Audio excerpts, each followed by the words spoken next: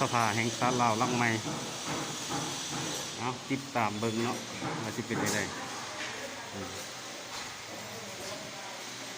คาดว่าน่าจะสำเร็จในภายปีนี้เนาะกำลังตกแต่งภายใน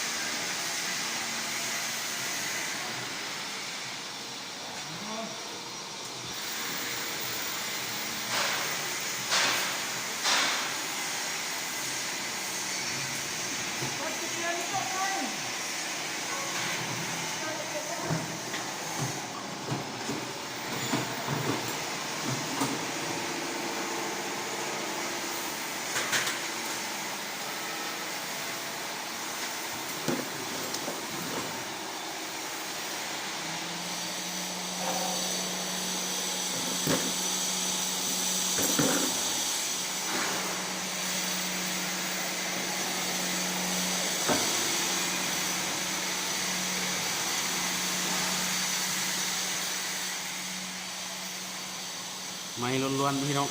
ไม้เพิ่นมาเห็นลูกติงมีเตะคาเนาะมีเตะคามีเตะคาพี่น้องมีเตะคาก็ไม่ดู